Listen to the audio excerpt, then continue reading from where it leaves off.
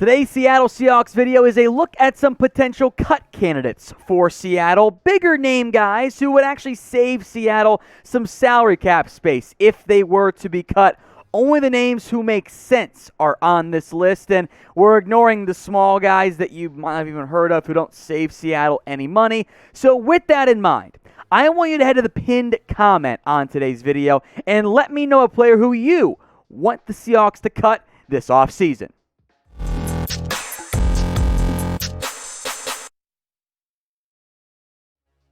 Today's Seahawks video is presented by Manscaped. Get the #1 men's grooming products on the internet when you go to manscaped.com and use promo code Seahawks to get 20% off and free shipping. We'll put that link in the comment section and in the description.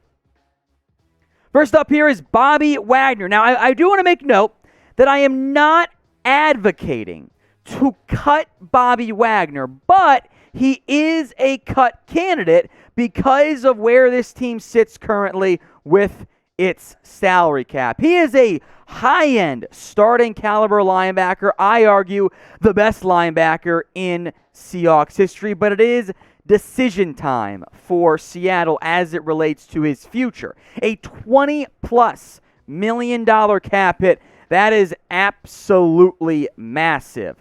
You save $16.6 million if you're cut. However, I want to make this point. Any money you could save by cutting Bobby Wagner, you could save just as much, if not a little bit more if you want to, by restructuring and or extending a player. So I want to acknowledge Wagner as a cut candidate. However, I think you're better served restructuring his contract instead. In fact, I think if you were to pay Bobby Wagner, you probably wouldn't have to give him a true $18 million per year price tag. I think the figure might be just a little bit less than that. The CJ Mosley deal has not gone particularly well at this point. And yeah, I think you could get him for maybe 15. What about 3 years, $15 million for the rest of his deal? It might be a little bit on the low end, but if you guarantee a good amount of it, I think you're fine. I think you got to give him more than the Miles Jack deal, by the way, $14.25 million. There's a lot of weird linebacker deals out there in the end. So I feel pretty good about where they are at this point with Wagner as an impact player. Is he an elite coverage guy? Not really. But he's not nearly as bad as some of the other coverage guys out there in the NFL. So I'm of the mindset, pay Bobby Wagner, extend him, and go win football games in the near future. So what do you think? Where will Bobby Wagner play in 2022? Type in S for the Seahawks or type in O for other. Let's go to kicker Jason Myers now. He was inconsistent this year after a good 2020 campaign.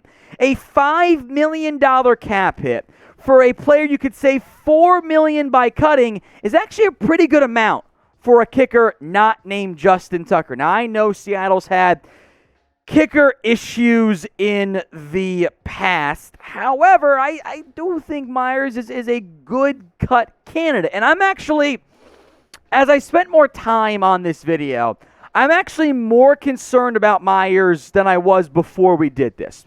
Look at the dip. He was awesome in 2020. 2021, a sub 74% field goal percentage. That's horrible. That's worse than Greg the Leg Zuerlein. The extra points, also not great. And the touchback percentage went way down. And that might be a scheme thing, but I'm worried about the leg. Look, he's on the wrong side of 30. Kickers typically last longer than that, but he missed a lot of kicks this year for Seattle, and it cost them games to some extent. So I am concerned on that front for the Seattle Seahawks. What I'm not concerned about is how I'm looking this Valentine's Day. You can get 20% off and free shipping on all the incredible men's grooming products by using promo code Seahawks at manscaped.com.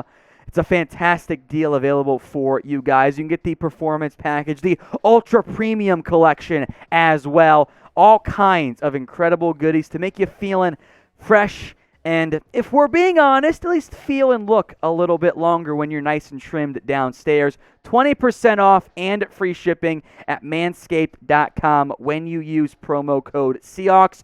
You can do the math if you want to, by the way. Been using Manscaped for a couple years now. I have a baby girl turning 3 months old in a couple of days. Do the math on when that correlates to Valentine's Day, my friends. Manscaped.com, promo code Seahawks, get you 20% off and free shipping. Chris Carson is next up here, the running back for Seattle. I like the player. I thought the contract was actually pretty reasonable for someone of his level, but the medical issues here are a red flag for Carson. When healthy, starting caliber back. I don't mind paying him just under $6.5 million on that type of deal, but I could also save almost $5 million based on when I cut him, and this is somebody who always misses games. You can't count on Chris Carson, unfortunately, to be healthy. I think that makes him a prime cut candidate, whether it's pre-June 1st or post-June 1st. Quick aside, but this is the first time it's really come up here. Pre-June 1st, you can use that money immediately.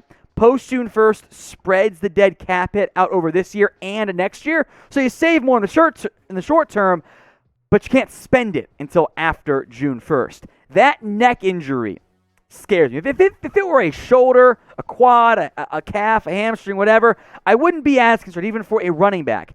Necks don't normally get better. Now, they might get a little bit better short term, but those injuries scare me. Because if your neck's messed up as a football player, I just worry about that a lot. So what do you guys have to say here? Do you trust Chris Carson? If you type in Y for yes, you're probably not going to cut him. If you don't trust him, kind of want to consider it. Let me know in the comments. Y for yes or N for no. Next up is Kerry Hyder. He was signed last year after a career year in San Francisco. However, Hyder failed to replicate that production in Seattle. Now, I am of the mindset that the game planning, the usage of personnel in Seattle was a pretty big disappointment. Now, he's not that expensive, under $4 million cap hit this year, but you can save well over half of that if you were to cut him. You could cut a bunch of those types of players and add another new impact guy if you wanted to. But the dip in production, he was not good this year. Let's call it was. He was bad. Now, he got some quarterback hits. He got some pressures, but he wasn't great against the run. He wasn't nearly as impactful as I was hoping he was going to be. So I'm okay if you want to give him another year to try it. I wouldn't be mad at it, though, if they ended up cutting him instead. Remember, this is our pinned comment on today's video. We've got more names coming up, but I want you guys to name a player who you want to cut this offseason. Let me know what you guys have to say at that pinned comment here on YouTube. Here's a name I'm going to move on from, LJ Collier. Now, look, in general, we are often stuck to our priors with how we felt about the player last year, year before, 2 years before that. I would like to find a trade partner for LJ Collier if I could. His cap hit's kind of high. You don't save much by cutting him. They shot him at the deadline. And to be blunt, and I would argue honest, LJ Collier's not been good. 37 games played. 5 tackles for loss, 3 sacks, 3 pass breakups. That is what you would have hoped for in his first year, not in his entire career in Seattle. Now, you can also argue hasn't been utilized that well. I viewed him as a 3 technique coming out of TCU. Maybe put him in that role full time, see what he can do. But disappointment is what Collier's been so far in the NFL. So, look, Rashad Penny finally broke out in his final 5 games. Maybe Collier can do something similar. But banking on that, not a great investment. Now, if Seattle does cut some of these guys, you know we're going to break it down here on Seattle Seahawks Today. So, if you haven't already, hit that big red button and subscribe for free daily videos on everything going on around the Seattle Seahawks. Next up, Nick Bellore. This might be a short-term cut candidate.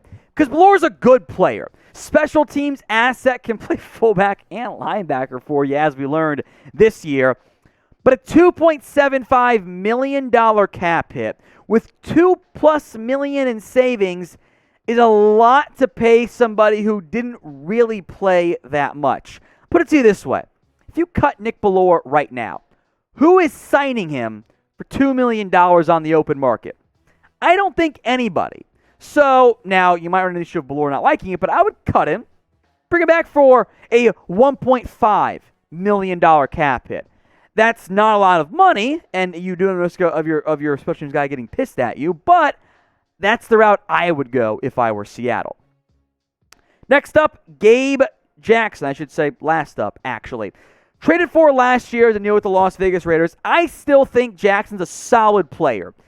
Did not produce at a solid rate, although I think the rotating, pendulum, that's not the right word for it, but the rotation at right tackle, the bad center play did not benefit Jackson whatsoever. Only save for him is cut right now. After June 1st, it's $6 million. His PFF numbers this year were not great. A lot of pressures allowed by Gabe Jackson this year. So I'm not out on him, but I would consider cutting him if you thought that money you saved could get you another key player at a different position.